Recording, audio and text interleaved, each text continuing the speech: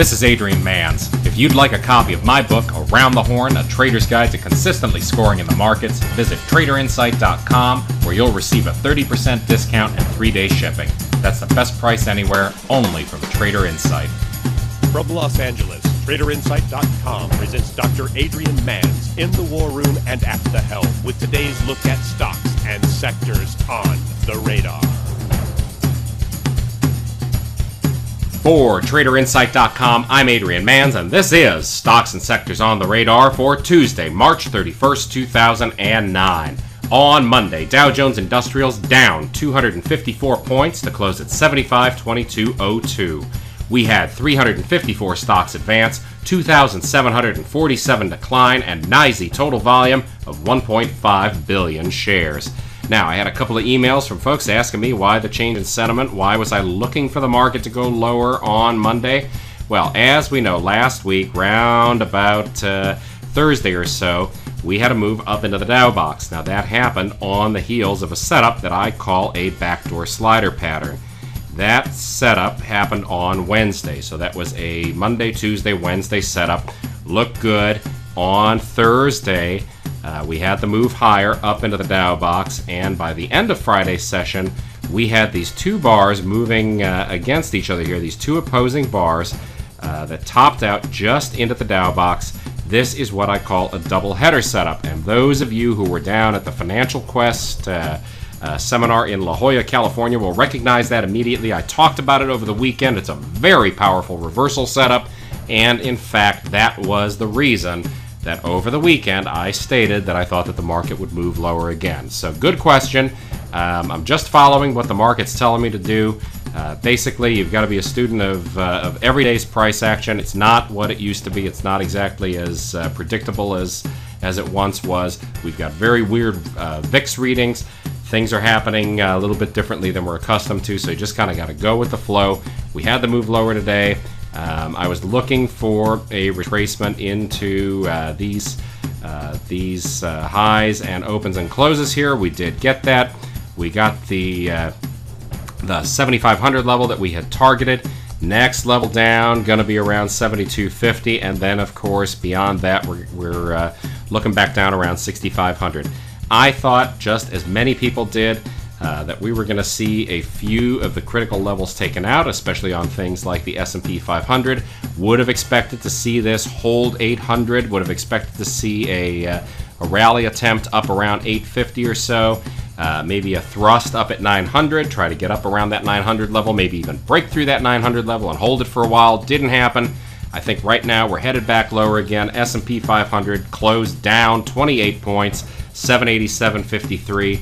NASDAQ 100 looking bad too, down 30.66, and the NASDAQ comp down 43.40 to close at 1501.80. Now, let's have a quick look at some of the setups that we had for Monday's trading, and then talk about what's on deck for Tuesday. First one we had for Monday's trading was Comstock Resources Incorporated, ticker symbol CRK.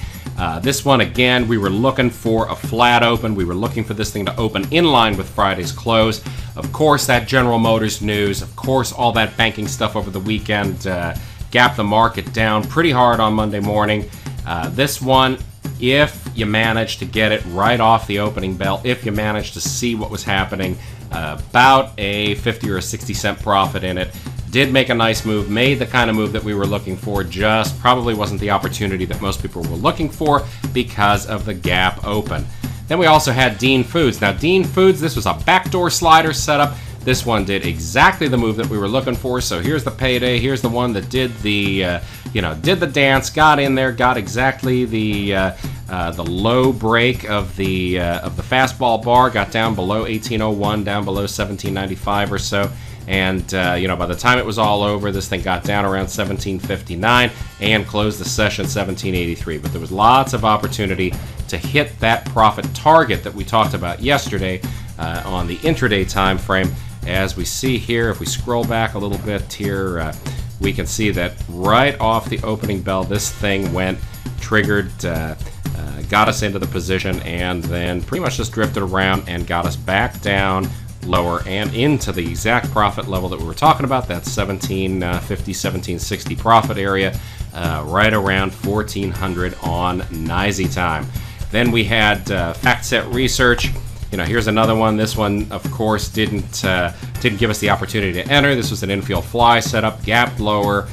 If you got it on the reversal to the upside when it popped up there and offered the opportunity, congratulations. Got you a nice play on FDS.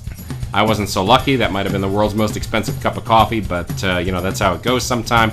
And then we had Kinetic Concepts, KCI. This one was a backdoor slider setup, on the long side. Obviously, it did not trigger on the session.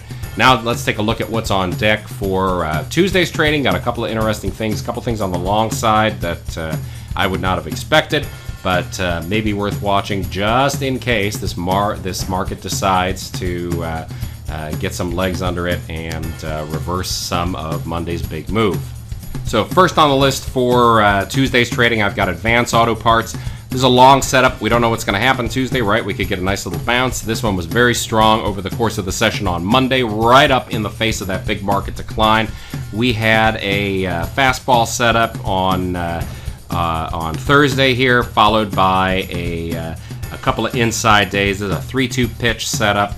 Looks good to me, over $41.75 per share if we get a move higher on Tuesday.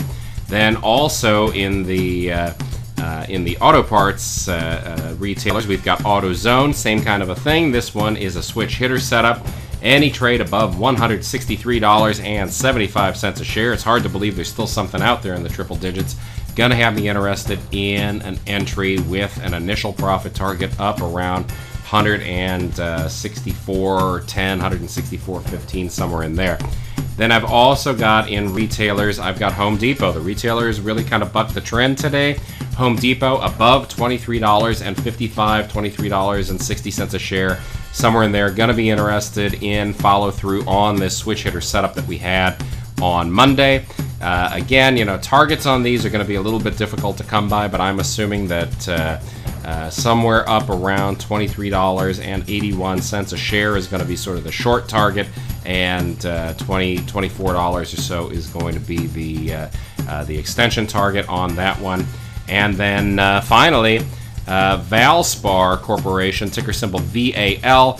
This one is also a switch hitter setup. Trade above $20.30 a share on this one. Gonna have me interested in an entry with an initial profit target right around last Thursday's close, or the high of Friday, which was around $20.54. So some narrow targets on these switch hitter setups, but that's to be expected. Got a lot of kind of weird price action again, as I said, in the VIX. So things are going to be a little bit tighter for a while here, I think. Well, anyways, if you have any questions, shoot me an email. I love to hear what you're thinking. Adrian at TraderInsight.com. Use protective stops on every trade and have a great trading day on Tuesday.